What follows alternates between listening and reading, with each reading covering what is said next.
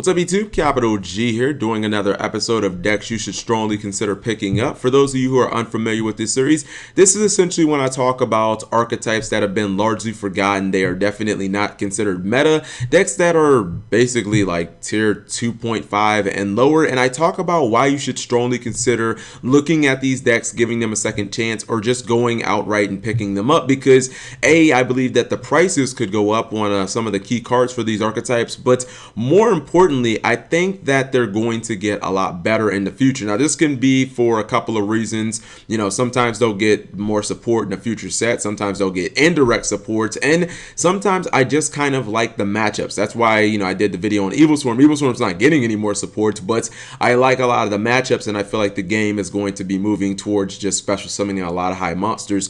So with Yang Zings, this is an archetype that, in my opinion, has always been strong, but it's always had one serious Achilles heel, and that is the deck. Like, it's just speed. Like, if you look at Duelist Alliance, I would say that's, you know, Yang Zing's kind of felt like the redheaded stepchild. And it's funny because I've been on record before. I think that Duelist Alliance is the best Yu-Gi-Oh pack ever. It's the best booster set ever. And, you know, they really released a bunch of archetypes right out the gate that could top regionals, which was pretty much unheard of. Not four of them out of the gate that could top regionals. It's probably not gonna happen again. But the thing about Yang Zings, in contrast to something like Burning Abyss or even Shadows, which, you know, this was a time where everything started floating, and Yang Zings are no different, even though they can miss timing for some stupid unexplained reason. The problem with Yang Zings was always speed. It felt like you couldn't just instantly go into your boss monsters. The deck never had great turn one plays because you can't just arbitrarily trigger your Yang Zings. Like, you really didn't have consistent ways of doing that. I mean, you could play Dark Hole, and I guess you could Dark Hole your own Yang Zings, but I mean, where did that really get you? Generally, to summon like Baxia, you probably needed to invest like 3 cards, because a lot of the commonly played tuners in Yang Zings, like Chi-Wen and, you know, Jiaotu, they're very low level. So a lot of times to summon Baxia or maybe even Yazi, Chao Fang, you had to invest a lot of cards to summon these things. It wasn't like Burning Abyss where you could just slap down a Torghast and bam, you got Dante. Or you could just special a Graph, special a Seer, bam, you got Dante. You know, for these guys to trigger, they had to be destroyed. So you either had to wait for your opponent to attack into them, and when your opponent knows you're playing Yang Zings, like, they're not just going to constantly attack so that you can get Jiaotu, so that you can just go off on them. A lot of times they're going to wait until they can either make your Yang Zings miss timing, or until they have some type of, like, you know, graveyard disrupting card, like a Abyss Dweller or something like that, Macrocosmos, etc., which meant that a lot of times you were either forced to play like Torrential or Dark Hole, cards that weren't really useful turn one, or you just had to ram into your opponent's monsters, and again, they can kind of play around that. Now, Yang Zings did kind of, I mean, there was an effort to make the deck more coherent and faster. This was really kind of like Nye's build of like Zephyr Yang Zing. A lot of it had to do with Sky Iris and the fact that Sky Iris could pretty much pop any monster on your side of the field, and that definitely helped. It helped you get to like your Jiaotu, pull it straight out of the deck so that you could go into your Baxias, so that you could summon Secret a lot easier than, you know, before, not have to rely on Pendulum summoning it. The problem was, if you didn't have Sky Iris, you pretty much didn't have access to those plays at all, and that's why a lot of those builds ran like 3 copy of Terraforming and whatnot. And another problem with that build was like Secret, you had to run the Zephyr cards to be able to pendulum summon like the, you know, your Secret and whatnot, and that kind of locked you out of being able to like pendulum summon other things like Eccentric Archfiend and just other good cards that you wanted. Enter the Metaphos, which we know were just released in the Dark Illusion, and honestly, this archetype and Yang Zing, this is like peanut butter and chocolate coming together to make Reese's peanut butter cups. Like, this is a perfect match in heaven, because now you basically have Sky Irises that are just way more useful and way more consistent. Not only can they be searched off of like some of the Metaphos traps and whatnot, but you essentially have pendulum cards that can pop any monster or any card on your side of the field. So you get the same type of utility that you get out of Sky Iris. you still have the ability to summon a Beyond and just pull Jiaotu straight from your deck and go into your backseat, discard a couple of cards that you obviously can't, get out of your hand, or you can't just all throw on the board. And then you have the ability to just go into your backseat and start your plays. Then you can do this multiple times in a turn. That was another problem with Sky Iris, is you pretty much can only use it once that turn. With your Pendulum Scales, you obviously get 2 of them, and maybe you even blow those up, and there's other ways to play more Pendulum Scales. So it's like the sky's kind of the limit. And in addition, you're not limited by Metaphos' Pendulum Scales. Metaphos have really great scales. They're basically all 1 and 8, which means they can summon every single Yang Zing that you're going to run, unless some new Yang Zing comes out that's like level 11 or some crap like that. But you can summon every single Yang Zing that you can basically think of with these Pendulum Scales, which means it's a lot easier to trigger Secret's effect, which just gives the deck so much search power. Just being able to, get those copies of like Yang Zing Path. That's another great thing about this deck, or about Secret in the context of Metaphos, is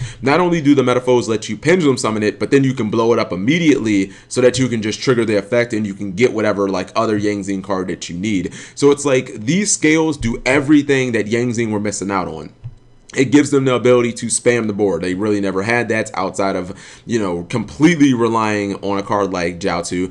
It gives them the ability to get to Jiaotu or get to anything immediately, and it just gives them a consistent, easy way to summon this card. Now, what's good about Metaphos and why they work so well with Yang Zings is it feels like if your Yang Zing plan doesn't work, like you have better stall options. Like, let's say that you're locked under an Abyss Dweller, and you're gonna go through like a couple of turns of hell. Your Yang Zings aren't super useful, but in that same situation, you could just pendulum summon, your Metaphos, and you can just wall up and just chill for a couple of turns until you get your Regeki, or until your opponent they're out of Abyss Dweller negates. Like, just having the pendulum summon like at your disposal and having it be super consistent is huge for this deck. You also got to look at the cards that are going to be coming out in Invasion Vengeance. It's a couple of cards, but they're just really, really good. You get Denlong and 9 branches. So now this deck feels like not only can it make the super strong on boards, because I put Titanic Galaxy here because a lot of times you could even see it in Nye's build where they'd have like double Baxia and they convert that into a Titanic Galaxy, or into like I don't think Titanic Galaxy, he wasn't legal at that point. Usually it was Felgrand, but it'd probably be like Titanic Galaxy now. But it's like, in addition to those super strong fields, now you can just back those fields up with counter traps. Before, yeah, you had the ability to run Zephyr Divine Strike, but that was only searchable through secrets. But now with the release of Denlong, you can obviously just search 9 branches, which works with everything. So the condition to, the activation condition is a lot easier with, a card like 9 branches. And can you just imagine if your opponent has like 2 random Yang Zings, plus that they have 2 like 9 branches set, and then they have like a Titanic Galaxy? That's gonna be hell on earth trying to go through that, knowing that if you somehow don't get rid of everything, they're just gonna pendulum summon like 2 more monsters, and those monsters are just coming out for free. So I feel like even if Yang Zings don't explode, even if they, are faced with problems that they wouldn't have been able to handle so easily before, now because of the Metaphos, I feel like they have contingency plans. You know what I mean? Like, oh, someone has a Abyss Dweller, we can stall that out with pendulums. You know what I mean? Oh, we've got our turn 1 with Titanic Galaxy,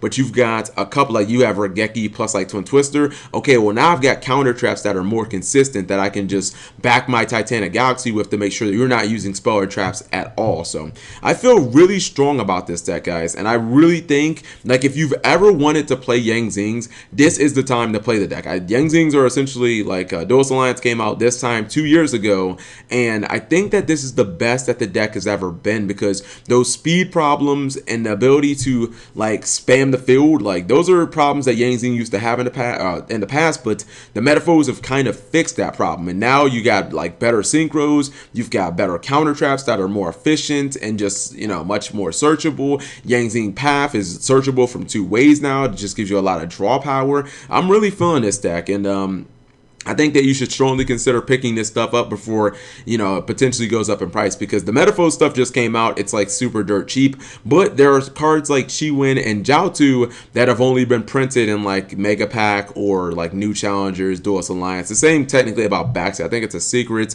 You know what I mean? So a lot of these cards, I think Yazzy's a secret too. A lot of these cards are like secret rare, ultra rare. Basically all the Yang Zings are like hollow. I don't think they have any I don't think there are any like common Yang Zings. I feel like every single card card in the entire archetype is like hollow, and chances are 9 branches and like Chaofeng will be like ultra secret. So this is a deck that I strongly advise you guys pick up, and I feel more strongly about this one than even the other two. Like, I predict that this deck will probably be like tier 1, because I think a lot of what the meta like has given us so far, like Monarchs and Performance Powers, I think those decks, PK Fire, Burning Abyss, are definitely going to get hit, and I think this is going to be one of the decks, much like ABCs, that's kind of there to pick up the pieces and be a tier 1 deck. So let me know what you guys think. Thank you for watching. As always, do you guys believe in Yang Zing? If so, what tier do you guys think it can be? Even if you don't believe in it, when this deck is at full power, post invasion vengeance, just assuming we get some light hits to most of the meta right now, where do you guys see Yang Zing on the tier list? Thumbs up the video if you enjoyed it, and if you haven't subscribed, go ahead and do that too. Thank you guys for watching as always.